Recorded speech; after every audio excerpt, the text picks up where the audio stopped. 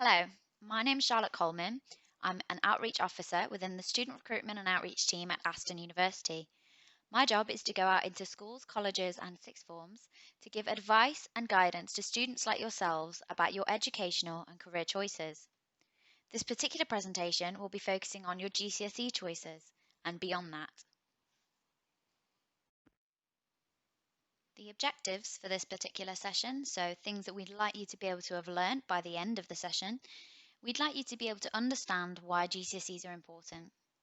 We want you to explore how to choose your GCSEs, and we want you to reflect on what GCSEs you should consider choosing.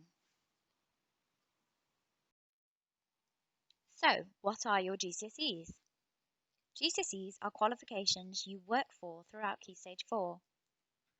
It involves completing coursework and taking exams. Each GCSE qualification is based on a subject you choose. On average, students take between 7 to 12 GCSE choices. So, why are GCSEs important? One of the reasons is your GCSE qualifications allow you to progress into further education. Further education is like sixth form or college. You often go here after Key Stage 4. Sixth forms and colleges will look at your grades to decide whether to let you study there. To study A-levels, which is a qualification many people study for within further education, you often need 5 GCSEs at grade 9 to 4.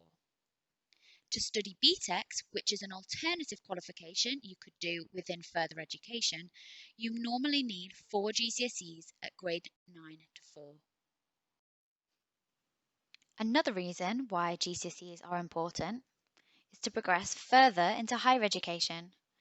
After further education, sixth form or college, you progress into higher education, e.g. university. In order to progress into higher education, you need to have 5 GCSE qualifications at a grade 4, and that needs to include maths and English.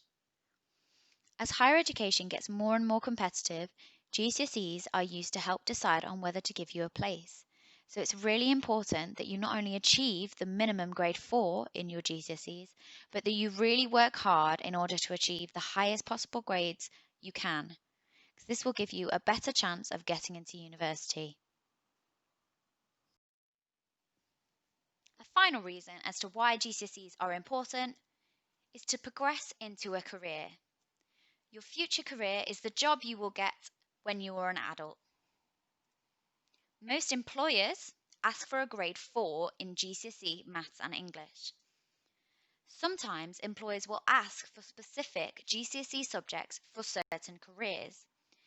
For example, to become a chemist, you need core science at a minimum of grade 4, maybe higher in your GCSE qualification. GCSEs also develop your skills that you need in many job roles. So those are some of the main reasons why GCSEs are important. To go to college or sixth form, your further education. To go to university, your higher education. And to get a good career. But in order to progress through all of those steps, let's look backwards as to how we got there. So in order to get a good career, most employers are now asking for a university degree. In order to get into university, you need A-levels or BTEC qualifications, which you gain at college or sixth form. In order to get into college or sixth form and therefore progress into university and then into a good career, you need your GCSE qualifications. So now we know what GCSEs are, we know why they're important, but how do you actually get your GCSE qualifications? So you need to do some research into what GCSEs you should choose. You need to work hard in class and with all of your homework. You need to study hard for all of your exams, and you need to speak to your teachers if you are struggling. All of these bits of advice will help you achieve the grades you need to gain that qualification, and not only achieve the minimum grade, but possibly achieve higher, which, as we've mentioned before, will help you compete when progressing into further higher education and then into your career. So, one of the tips we've just given you on how to gain your qualification is to make sure you do your research so that you're choosing the best GCSEs for you. Some GCSEs, however, are compulsory, like English, Maths, and Core Science, and this is because these three subjects are so transferable between all of your other GCSEs, your further education, higher education, and into your career as well. So it's so important to make sure that you achieve the grades you need to in all of these subjects. Other GCSEs, however, are optional. The options available to you depend on your school. So make sure you are speaking to your teachers to find out what your school offers you in terms of subjects.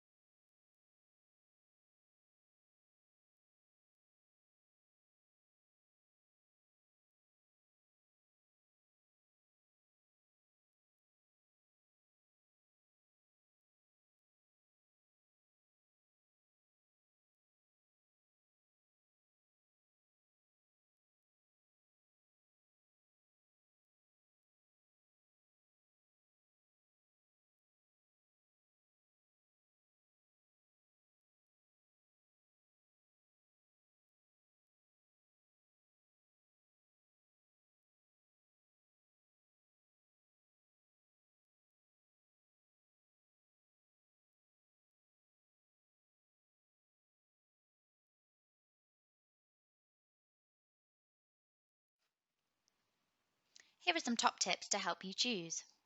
Choose subjects that are right for you, not anyone else. Choose subjects you are both good at and enjoy the most, as these subjects will help you achieve the higher grades. Think about your future and which GCSEs you will need to get there. If you don't know what you want to do yet, that's okay. Choose a range of subjects, as this will mean you are opening up many other doors so you can decide later down the line. Do your research. Going through this presentation and using online resources will help you. Speak to your teachers, family, and friends. Many of your teachers and even your family perhaps will have gained these qualifications, so they will be able to advise you on what you might be able to choose. But ultimately, the decision is yours. So, what are some of the GCSE options that you could take? Remember, every school offers different GCSE subjects, so check with your teachers to find out which of these subjects you could choose. These are some example subject areas that most schools offer. Modern foreign languages, for example. Most schools offer French, German, Spanish, and some schools go beyond that and offer subjects like Arabic, Russian, or even Mandarin. Then there's the arts subjects. This covers things like music, art, dance, and drama. Then design and technology, things like graphics, textiles, cooking, woodwork, and ICT. Then there's social subjects, things like health and social care, psychology, sociology, economics, or business.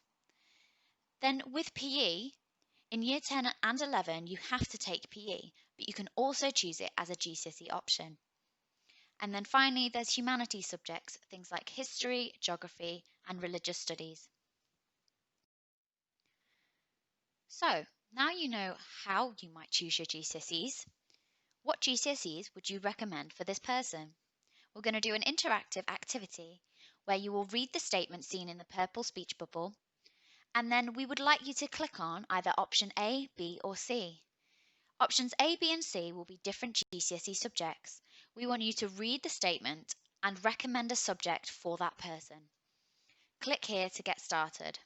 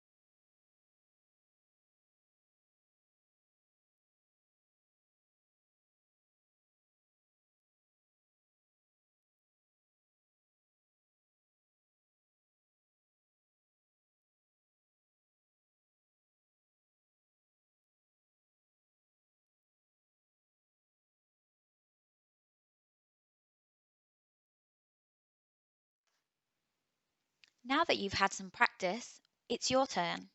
Complete the worksheet attached by self-reflecting to decide on a few GCSE options for you. We want you to write statements about yourself, like we've just seen, and suggest some GCSE subjects and reasons why you are recommending those subjects. Remember to think about the following. What do you enjoy? What are you good at? What subjects complement each other? What do you want to do when you're older? What are your hobbies? We've come to the end of the presentation now. I really hope that was useful for you and that choosing your GCSEs will be a lot easier. Remember, you need to do your research, so go and look on online resources, speak to your teachers and your family and friends. But ultimately, the decision is yours as to which GCSEs you will be studying for. Thank you for listening.